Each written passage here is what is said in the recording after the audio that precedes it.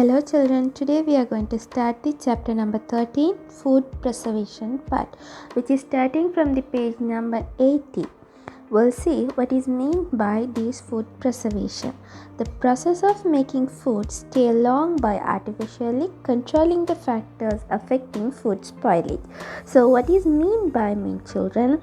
We have to keep our food without getting spoilage. So we know that getting spoilage means the microbial growth, right? So especially the food spoil is coming due to the growth and the action of our microorganisms. So we had to avoid this problem and we had to preserve our food.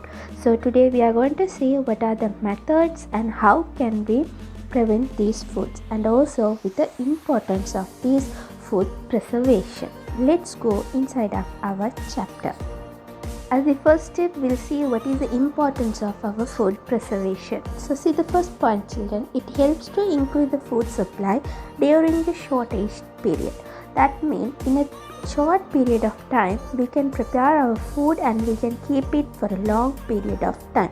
So you can use it in the 2 month or 3 month of the time period. So it will be more useful for us. And also you will know that if we are using like this preserved food, the wastage of our food will be decreased. Definitely it will decrease, because of when we are using this prevention method, you can see that the usage of your food will be decreased, and also the wastage of your food also will getting decreased. And then the next point, it reduces the cost of your food. So if you are preventing a kind of a food that you can use it for a long period of time, so on that long period of time you can see your cost. If you measure your cost, that will show you definitely the reducement of your cost. So I have mentioned some important points of the food preservation in the screen. Now we'll see what are the food preservation methods. So there are so many methods are there, children, as the traditional and the modern method. But as commonly we'll see what are the methods. We know that salting, smoking, drying inside of a bee honey, and drying like the foods like that. There are so many methods we heard and we know that, but we don't know whether it's in the traditional way or that in the modern way.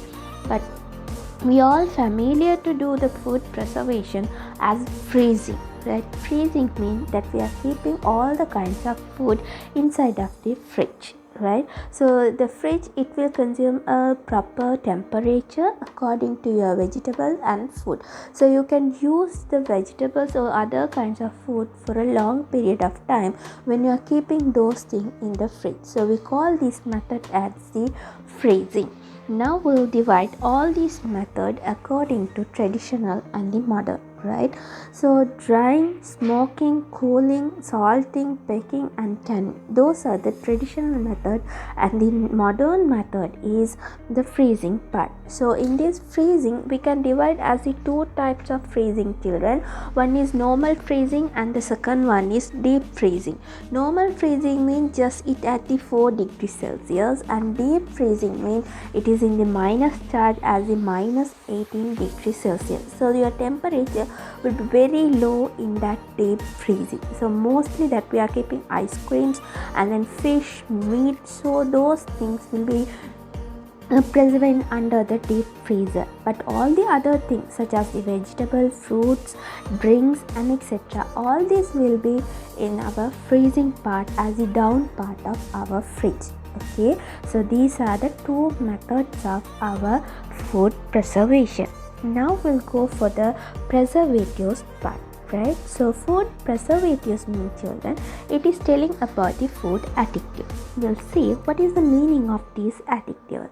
The chemical substances added to the packaged food in the preservations are called additives. Right, we'll think what is mean by this.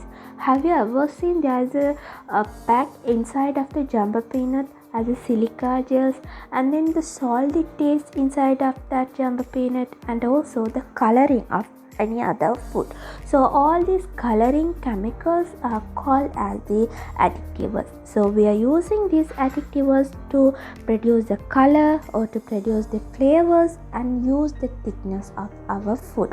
So these additives will help us to attract our food so much for our customers, right?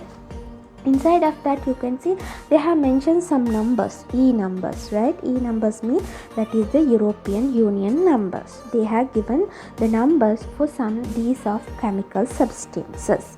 So according to that, children, we can divide these preserved food into three types. One is directly consumed, and the second one is consumed after the intense preparation, and the third one is we had to cook before the consumption, right? We'll see what is this. So according to the example, you can identify very easily, right? First we'll see direct consume. That means the food is packed in a store and we can eat it directly, like a jam, chutney, sauce and more other things. The second one, consume after the instant preparation. So that means you had to cook it pre-cooked, right? We call this one as the pre-cooked food. So noodles, meatballs, sausages, however you had to cook for a while. And the third one need to be cooked for a long time. So if you take the dry fish or the meat or any other things, that you have to cook it very well. So according to this only we have divided into three parts. And now we'll see the advantages and the disadvantages. First we'll see about the advantages. So if we are preserving our food, children, we can use it for a long period of time. So that is the most advantageous for us, right? If we need a food, or for example you need a ice cream, so suddenly that you can get it from your fridge. If you need a yogurt, so you are going to the fridge and opening it and you can eat it. So it will be advantage when you are using this preservation method. At the same time, there is another way about the disadvantage. So we'll see what is disadvantage. Is there any disadvantages by keeping in a fridge or like that? So if we think about it, definitely there. The first thing is, children, we are adding the additives. So we say that is the chemical substances. So chemical substances are not good for our healthy body, right? So it will damage our body. Not only this, so there are so many advantages and disadvantages that they have mentioned in our textbook as the page number 91. So you can see a red heading with the advantage and the disadvantage of our food preservation. So you can go through with it also. Now we'll see, children, what are the information that should be included in your label of your food package. So you can see the screen, children. I have mentioned some 5 points about what's on your food label. So the main thing is food date of your manufacture and the date of your expiry, right? And the second one, net weight or the total weight. And the third one, the standard ISO or SLS, like that you have to mention your standard. And then the next one is details of your manufacturer, who are the person going to produce this and who are the person manufacturing this, like that you have to mention it.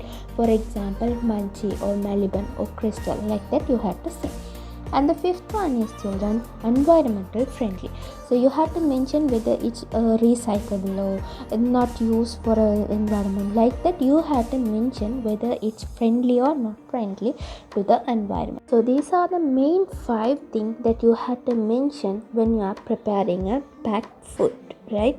So if you have any idea to prepare a food in futures, that you have to mention all these things. That's all for our chapter number 13. So as a summary that you can go through with this video, and also see the page number 80 to 93, right? So hope to see you in our next session. Until then, take care and be safe. Try to do the activity which is in the page number 95. Thank you.